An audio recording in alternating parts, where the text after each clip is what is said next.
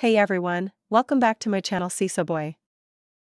Today, I'm going to walk you through the steps to check the GST details of other B2B GST holders on the GST online portal. If you're a business owner or involved in financial management, knowing how to access this information is essential for verifying vendors and ensuring compliance. So, let's dive right in. First things first, let's briefly discuss why you might need to check the GST details of another business. Whether you're verifying a supplier's GST registration status, checking if they're compliant, or even just ensuring that their details match with what they provided you, accessing this information can be crucial for your business transactions.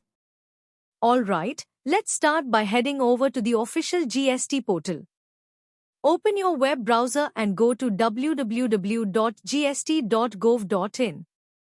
Once you're there, you'll see the main dashboard where you can log in or access different services.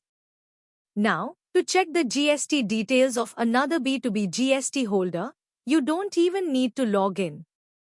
On the home page, scroll down a bit until you find the Search Taxpayer option. This is where the magic happens. Here, you can search for a taxpayer by their GSTIN, that's the Goods and Services Tax Identification Number, or by their PAN. For B2B transactions, you'll likely have the GSTIN handy. Enter the GSTIN in the search box, and then click on Search. The system will fetch all the details associated with that GSTIN. You'll see information like the legal name of the business, the status of the GST registration, the type of taxpayer, and their principal place of business. Once you have the details, it's important to know what you're looking at. For example, the registration status will show if the GSTIN is active, cancelled, or suspended.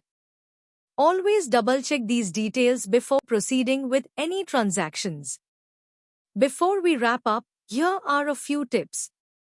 1. Always ensure the GSTIN you've entered is correct. 2. If you find any discrepancies in the details, contact the vendor immediately. 3. Regularly verify your vendor's GST details to avoid any compliance issues. And that's it for today's tutorial. I hope you found this guide helpful. If you did, make sure to give this video a thumbs up and subscribe to my channel, Seso Boy, for more useful content like this.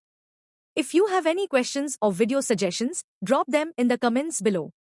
Thanks for watching, and I'll see you in the next video.